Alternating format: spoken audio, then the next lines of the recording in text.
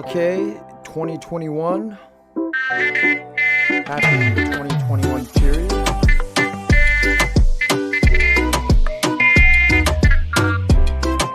We're still battling COVID.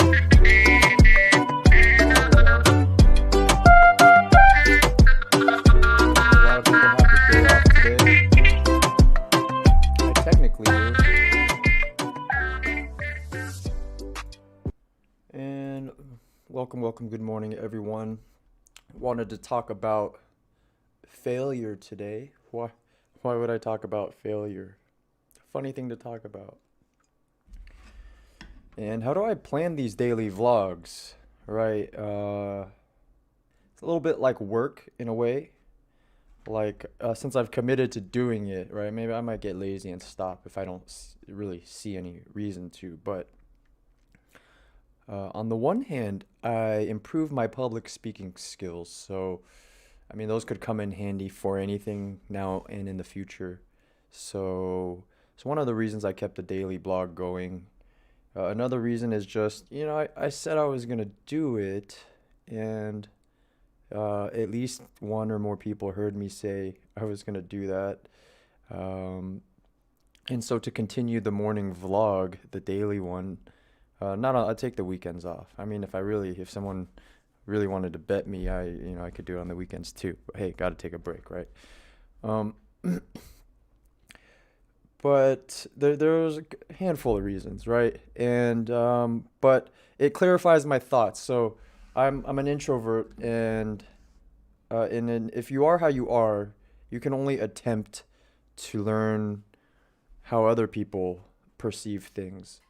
Right? Like if you're a natural introvert, that's not to say you have no idea what it feels like to be an extrovert, because people switch moods. Sometimes you feel like being an extrovert, sometimes you feel like being an introvert. And so it's not completely unrelatable, right? The need and the want to go out and to socialize. And so it's not like it's an alien with some sensation that completely unaware of, right? We're all, I think, as far as a species is considered, we all have the same emotions, right? The same base emotions: happiness, sadness, and on the spectrum of emotions. However, there's different things that trigger those emotions, right? And that's the difference in humanity and communication, right? Like, let's just say, for example, coffee, right? For some people, it's a positive trigger, right? Like I like it. I look forward to it when I'm craving it and I see it. Oh, I'm satisfied and I'm happy and I buy it. Some people hate it. Kids, they can't stand the taste of it, right? But the base emotions, right, are the same. Happiness, sadness. Oh, I don't like that flavor. I like this flavor. But the triggers to those emotions are different. And the thing to recognize in communication is the same triggers can create different reactions or emotions in the subjects, in the humans, on the same species, right?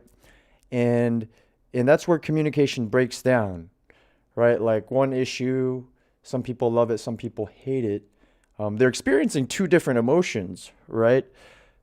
But they can at least understand how the other person feels at that moment, right? They can understand, happiness, sadness, joy, pain. And I bring this all up because, how do I say this? I recently discovered that I'm on the autism spectrum, right? And I laugh because before that, I thought I was like, well, I knew I was like kind of different. And now, because, I have this kind of, I call it a condition, right? Now I can articulate my experience, right? And so on that point, just talking about this here and there is spreading awareness about something that is generally, like take it from someone who has something. I'm even like have a hard time really understanding it. So imagine even a doctor devoting their life learning about it, how hard it would be. That's why I think the absolute biggest breakthroughs in mental disorders are going to have to come from doctors and therapists that actually suffer from that disorder. That's not to say like, a cancer researcher couldn't, discover a cure for cancer without having it himself or herself. That's possible.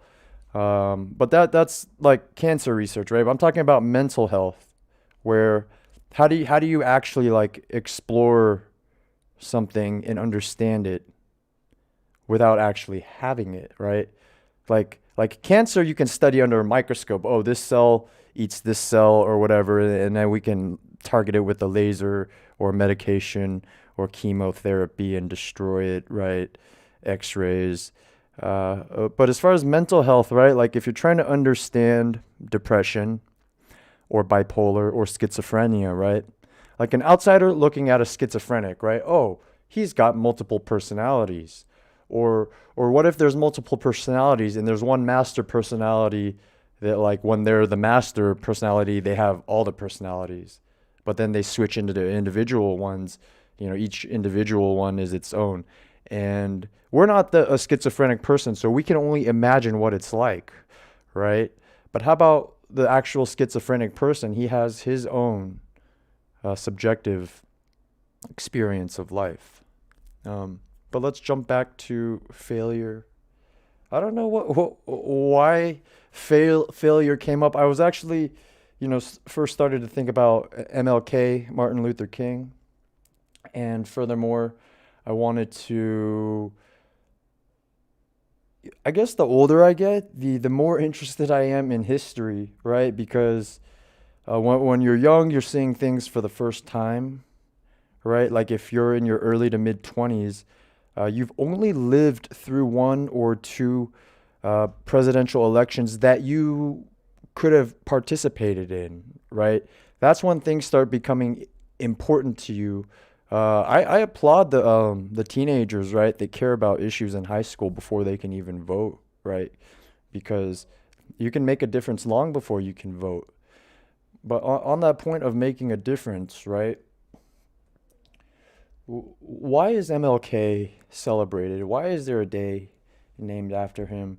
And why do we all kind of know the term "I have a dream," but not much else that comes after that? And why do we popularize him? And what is he remembered for? And I think a lot of that gets lost because even at my age, I know what we're taught in school, and I know what people talk about, and I know the movement, but I don't know a lot of the details. So, and I've actually something I've thought about over the last few years, maybe even a decade or two. It's a recurring thought, is that do you have to get assassinated to make a difference? Like why? So we talk about influencers, right? Imagine if there was Instagram, Twitter. Uh, I assume MLK, Martin Luther King Jr., if alive today, prior to being assassinated, but he would have had a following, right? Imagine he was the original BLM, right? And and I don't know a lot about like his assassination, if there's conspiracy and whatnot, and I'm sure there's a lot of things that we'll never know what motivations and I think like what uh and I think to the actual man himself, right? And we're not perfect. I know people try to say, "Oh, find this dirt and that dirt." Yeah, I'm sure, you dig and you'll find dirt on people, and so at that point, wh- whatever there's dirt, but then they did good things, whatever. Not whatever, but I'm just saying, okay. Uh, that aside, what motivates him? What some people are motivated by a value, right? A cause. Do you think he knew his life was in danger? I'm sure he knew, right? A lot of people, once their life becomes on the line, they may take a break, right? Like some people might want to get into law enforcement, but they may do it. They may become a lawyer, right? They don't want to become a cop and actually put their life on the line. Once the life becomes on the line, that changes a lot of people, right? Once the burglar pulls out the gun, you happily give up your money, Any other scenario, you're not giving your cash to nobody, right? Um, so I tend to see like if you really want to make a difference, you put your life at risk. On that note, who wants to become the president, right? I think people look at the good aspects like, oh, I'm gonna be adored by millions of people, right? But as it stands, you're also gonna be hated and by millions. That's why you need the Secret Service even long after your presidency ends. And that's for the president in power. You know, Matt, look at what's going on in Russia. You know, the person that comes into power from the opposing party. Who wants to be that guy? Who wants to be the next MLK?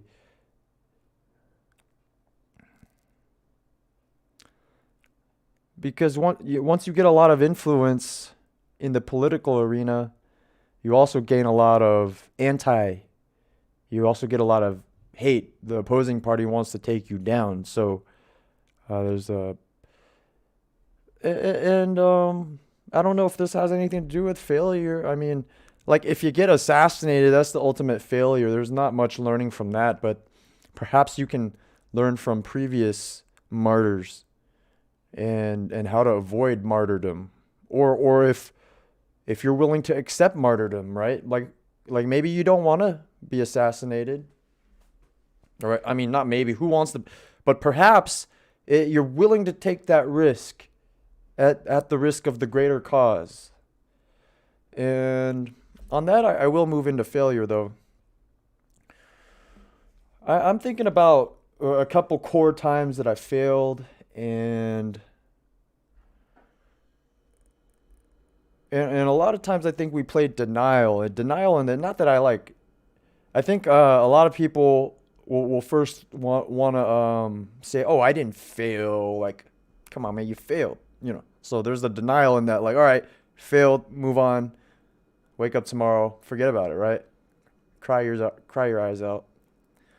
So there is that kind of denial in that, like, the ultimate optimist is gonna be like, oh, I didn't fail, I didn't, whatever. If you have a taboo around the word, use it, don't use it, label it, don't label it. My point is that you call it what it is, acknowledge it, move on. And so I'll share. I mean, it's not hard for me to share. I guess I just share to see if other people can learn, from my own psychoanalysis, right? Why did I actually like I could there's a lot of details, right? I didn't do this, didn't marketing and this and expenses, didn't make enough revenue and this, right? That doesn't like really pinpoint the ultimate reason. Let me give you an analogy for let's say fitness, right? Um like you ask someone why two questions that don't have immediate answers like why do you want to get get fit, right? Like if an overweight person, why do you want to lose 30 pounds? Another question is um, why haven't you succeeded before? Okay, those two questions. The first one, you got to ask at least three, four, five times to get the real answer, right? Why do you want to lose 20 pounds? Oh, I don't know. I want to fit into my pants. But why do you want to fit in your pants? Oh, whatever. Oh, it comes down to something about she doesn't feel attractive, or he wants, he doesn't have a girlfriend, and then you literally like get to the bottom mentally of why you do something by asking the questions, right? And then also, why haven't you succeeded before? Oh, and then you hear all the excuses. Oh, time or this or that, and then it almost always just comes down to some motivation or really you're on that note, you're looking for on a sales aspect, you're looking for a reason like why they would want to hire you, right? Why have you failed before? There's some reason, right? And then you ask the questions. So I've been asking my why. I can make all these excuses, right? Ultimately, my last job, or let's say the last company, my last failure. Let's put it that way. When I had a marketing company and it looked like things might be going well, in the first few months. And then why I kind of ran that into the ground pretty. And the thing was, as far as relationships go too, perhaps the faster you end things, the better, right? Like why, if you know it's not going to survive, why drag it on? It was kind of like, that one from experience, I was just like, all right, blew it up almost on purpose. But why? Now let's talk about the reasons for starting a company or a business in the first place, right? I'll just tell you that I didn't have good reasons for starting a marketing company, right? You guys aren't asking the right questions. I'm such a salesperson, I'm doing this and you're watching. You forgot to ask the questions, right? The question in your mind should be, why did you start a marketing company? Because I've been saying you shouldn't start a company unless you have a really good passion for it, right? You know, why did I start a marketing company? I could say, yeah, I'm pretty good at marketing. I could say I'm the best at marketing of the people that I know. Okay, maybe there's a handful of people that know more in certain areas. But as far as a jack of all trades, know a little bit about everything, can do everything myself. Not a lot of people. I'm kind of an SEO Jedi, right? I could say all those things for why I started my own marketing company, but it wouldn't be the real reason. It wouldn't be a lie. Those are kind of like pretty good reasons to start something. You're the best, top of your field, you have the experience. None of those are the actual reasons I started my own marketing company. I started my own marketing company because I got fired from my last job. I was marketing director for a different company. One thing led to didn't get along with, and then the real small business, really just 2-3 people in the company, including me and the founder, right? And you get fired, no, really. It's funny because when you quit a job, you're required to give 2-week notice. When someone wants to fire you, there's like, nah. And then I don't know exactly how it went down. I don't know. Maybe I'm making shit up at this point. Maybe he did give me 2 weeks notice. I don't think so though, because they don't want you doing destruction or deleting things. That's not in my character. So even if that was the plan, I wouldn't, that's not in my character. For a lot of people that is, right? I'm like I don't know. At some point in my late 20s or early 30s, I learned not to burn bridges anymore, right? I might need to ask this guy for a favor, even though he fired me. I might need to ask him for a freaking favor later on in life. I don't know, my taxes or something, or hey, give me a good recommend. Even though you fired me, you could say something good about me in the future, right?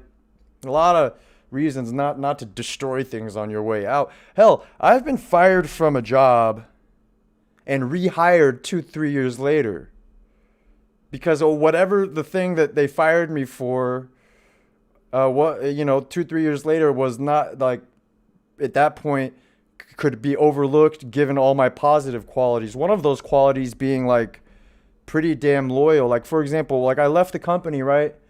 And they realized they fucked up before they fired me. They didn't get everything, right? I had the passwords to the CRM, the database, everything.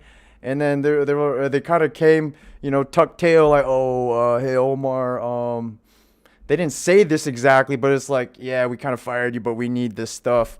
And then kind of just embarrassed to ask for it, thinking that I was going to hold it hostage. And I obviously could have charged whatever, even a few $100 for the entire database. And I'm yeah, no problem. Downloaded it in an Excel file, email it. So for things like that, right? You don't even, for me, easy decision scenarios like that. Why did I actually start a marketing company? Was because I got fired. And so that it seemed like that was the right time to start a marketing company.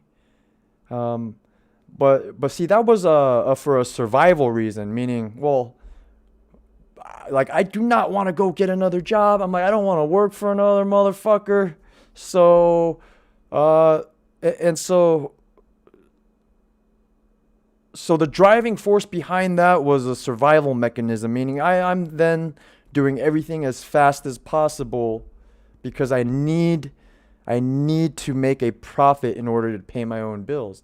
I don't have money funding this project. If that were the case, may have been successful because When you need something to be profitable in the first few months, the need part, right? That's critical. You know, if you have a little bit of capital to maybe perhaps float you through, but if the founder or co-founders need the profitability to survive, then that creates somewhat of a problem. Um, and that, I mean, that would be the main problem in that, like, I started the business because I got fired. So then I'm like, all right, you know, so things had to be done, and that means when you have to do things, they don't get done in the best possible way, you know. And then, like, when business is going, it's hard to train people at the same time they're doing the work. And at the end of the day, it's really hard to duplicate myself, which is ultimately what I feel like should be the goal of any good founder or CEO or small business owner. Only way to rise to the next level is to automate any process that you do and duplicate yourself over and over again. That doesn't mean you quit and leave the business. I mean, it could, but that's the only way you can become more efficient. What I mean by duplicating yourself, teaching people how to do what you do, or automating something with technology or a robot, and so that your business can become more efficient. And you use that to either increase your profit margin or to be able to offer a lower price to the end consumer. So um, I think because my core reason was because I got fired, and so I needed this business to work, and this had to be the business that I started, and so I chose a marketing company because of that reason. Then the timing was wrong. Maybe the company itself wasn't, you know, but it was the timing and the need for it to immediately be profitable. So I had to do things much faster than I wanted. That means I couldn't create the best marketing company that I wanted. So I think ultimately that was the reason. Didn't so shit, man. when you have a stand desk, sometimes you accidentally hit the button. That scared the shit out of me.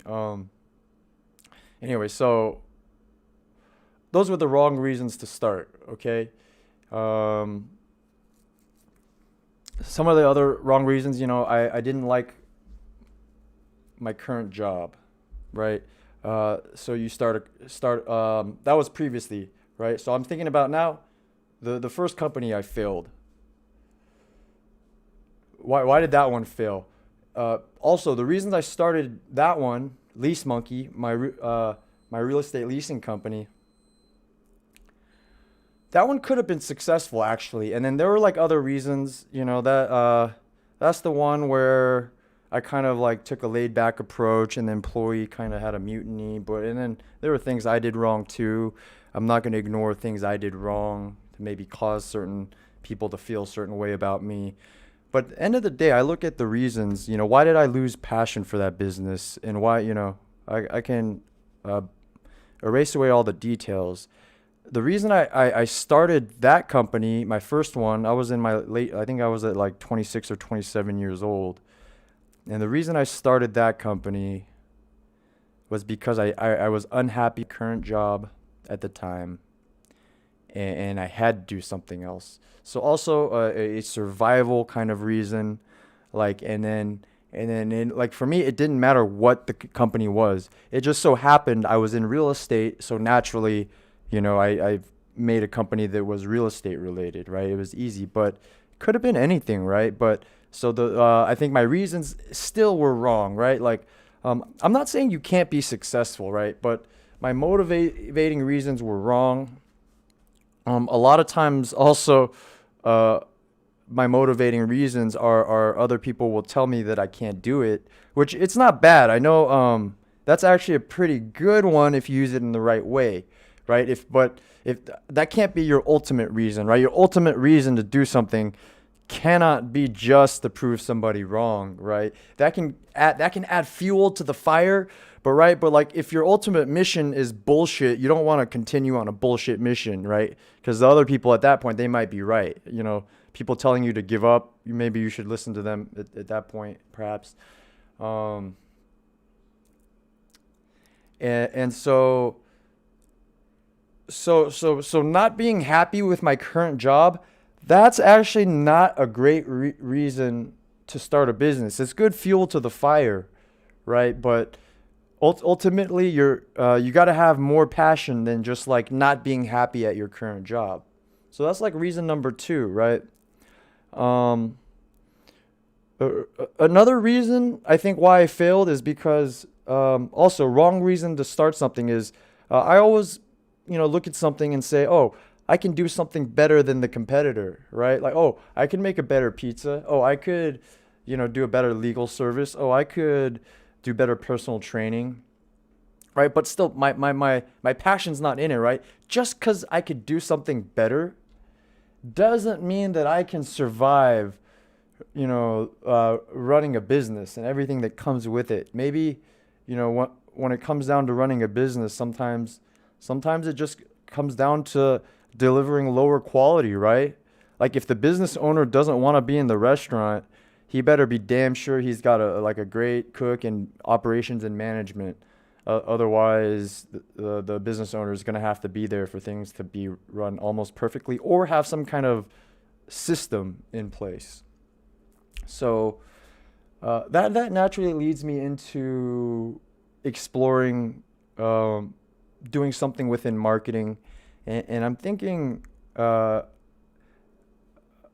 toying with the idea of branding myself as a marketing coach, and I see the coaching industry kind of exploding, right? And it's not even like it's new. I mean, look, people have been hiring coaches and consultants for all kinds of things, right? Personal trainer. I actually do some personal training on the side because I enjoy it. It keeps me in the field, right? It keeps me on top of trends and things and workout devices and health trends. And I make some money on the side too. And so being but I thought about it because a marketing company, right? I say don't ever. I think I mean that. I don't like using absolutes because absolutes sometimes you change your mind, but I think I don't really want a marketing company per se. I don't want to I was doing it in the way that I had seen other people do it, right? You take a client, you do all the work. And you charge a lot of money, right? When you hire a marketing company per se, like the cheapest you're gonna get out is like 1,000, 1,500 a month, and then that's considered like a relatively quote unquote small account in our industry, because you can't even do that much, right? And so even in the marketing company world, you're still aiming for 3 to 5 grand a month accounts. And even on those, can you even perform, right? As a marketing company, can you take that money and actually perform on it, right? And still make a profit, right?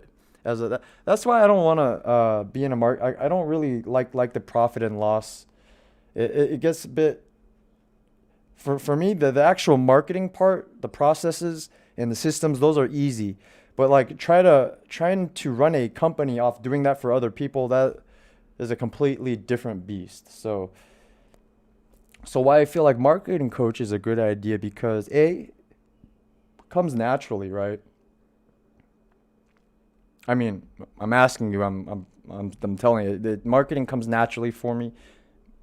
Not in that it came naturally, but because now having experience, I'll talk about something and go on for like 20 minutes about some niche SEO topic or WordPress or how to structure your website, right? And that comes naturally now after having the experience. So I like to think I'm very good at it, and I don't mind being humbled every once in a while, learning something that I had no idea about, right? And also people that I know need, right? Things that kind of like if you're a personal trainer, right? You personal trainer for fitness, you provide something that most people need. So that's easy for you to do, right? Like, oh, do a push up, your form's wrong. It comes a certain point to where you can look at things with the precision of a doctor or a surgeon, whereas a personal trainer would be able to be like, oh, your squat's wrong, your weight is wrong, your toes are pointed wrong, your back, your lower back, your core, you're not breathing right. When you're standing, you're not even standing straight up. To be able to diagnose someone's posture really quickly with a simple squat. A marketing person be able to diagnose someone's business very quickly, just asking them a few questions, visiting their website, running a few free diagnostics, um, and that's why. And so I don't.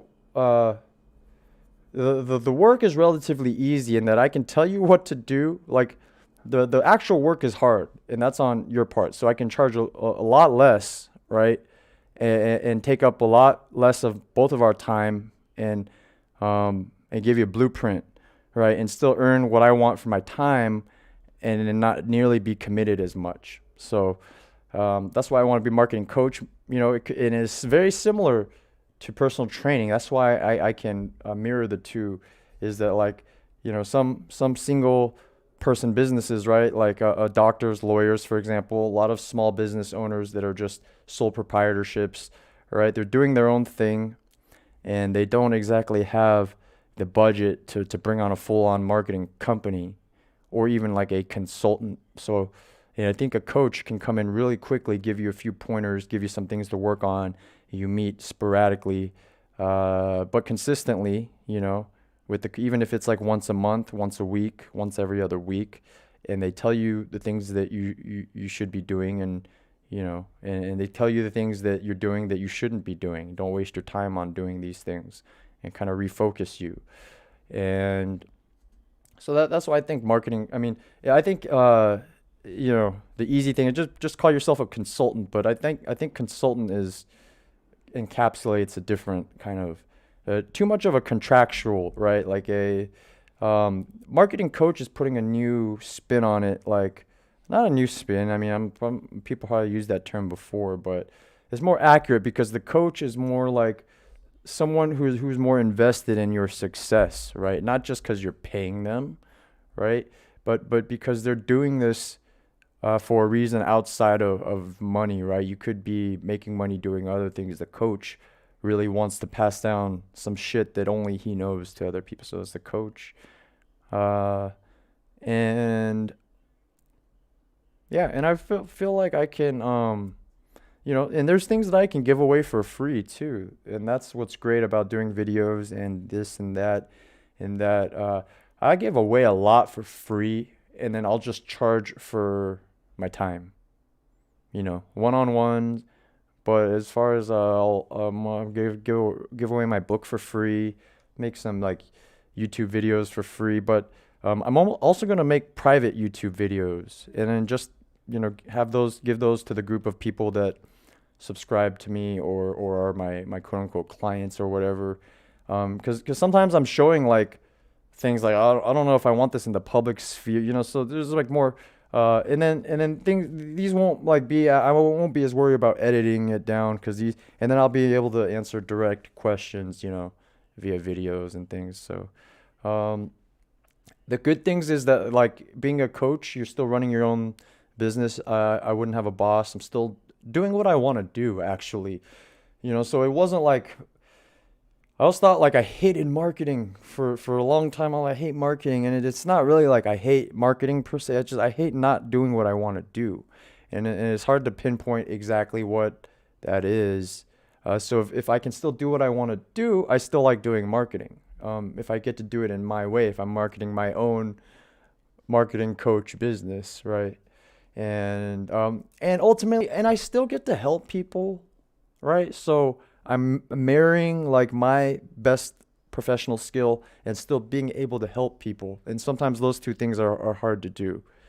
So, and that's my best skill that's hard for me to teach or copy. So that's exactly what I'm going to try to do, is to share what I've learned through my experience, and for very affordable, right? Not that like I'm going to sell my time cheap, but if all they need is an hour, a week, and they meet with me and I say, look, you're on track, you're not on track, this is what you need to do, stop doing this is wrong, your website, do this, and then they can go and contract the work or do it themselves. That's what I have in mind, because that's the level that I'm at. I can do that, I don't need to do much more, right? Like I don't want to learn your business and I don't want to write blogs about your business. That's what I would charge 3 to 5 grand a month minimum to take. I'm done with that. I'd rather just, you know what, just treat it like personal training, just one off. But it's not to say I just want one offs. I want committed people that are meeting with me regularly, at least on a monthly basis, if not on a weekly basis.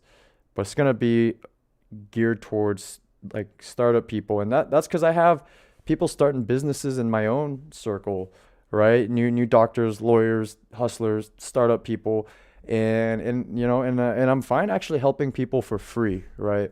But as I look into this, right, at some point I can't work 8 hours a day for free, but I do enjoy making content, and it's a lot easier talking about what you know, and then just talking about what I know can help a lot of other people. So for me, I can focus this into, what, maybe I'll try out this marketing coach thing and see where it goes. Could go nowhere. Could be my next failure, right? We'll see where the marketing coach thing goes. Let me lower this table. I want to get that black thing out of it. There we go. Got a new setup, everybody. I'm using a standing desk. I'll take a picture of my setup at a later date. That's why top of my head's cut out. I'm still getting my green screen and everything looking good. Maybe I'll bend down, get my face in the frame. But that being said, as far as thinking that, I'm good at marketing, above average, at the top of my field. However, there's so much that I don't know. I'll put it that way. So much to catch up on. Like the last time I was seriously in marketing was maybe 3 years ago, and then I just got back into it this year.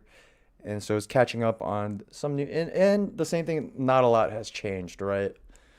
If I'm a good writer 3 years ago, I'm still a good writer today, and that's not going to change. And as I like to make analogies, I compare marketing with martial arts, and me being a black belt, let's say first degree, and perhaps there's 9 degrees of a black belt, and perhaps moving from white belt to black belt was relatively quick, right? I mean, each stage is harder and harder, right? But then when you get to be a black belt, going each degree of the black belt is exponentially harder and harder and harder and longer, right? It's like on day one, they're asking you to break a little twig, right? And then on day, 3,000, they're asking you to break, a steel pipe, right? I'm making shit up at this point, but I'm just saying, right? There's levels of it might be easy to graduate from breaking a twig to breaking a wooden block to maybe even breaking a stone, but then you move to like a steel pipe, and then I don't know. My analogy breaks down at that point. So automation is a growing field, and that's what interests me the most, because technology is growing so fast and technologies are being automated away, and that makes me more powerful as a salesperson turned into a marketer, exploring ways to send personalized targeted messages. As a salesperson, you're doing 1-to-1. As a marketer, you're doing 1-to-many, 1-to-5, 1-to-10, 1-to-1 million. And then where sales and marketing merges and blends, it's a very interesting field for me looking into, especially now I'm doing marketing and a little bit of sales for a law firm that's very technologically savvy, using cutting edge marketing automation platforms, and really giving me a lot of control and authority to decide and do things. So I'm learning a lot, and happy MLK, everybody. Hopefully we don't actually have to get assassinated to make a difference. Oftentimes that's what happens, and that's the way things stand. And I think that's what we need to look at first. Why does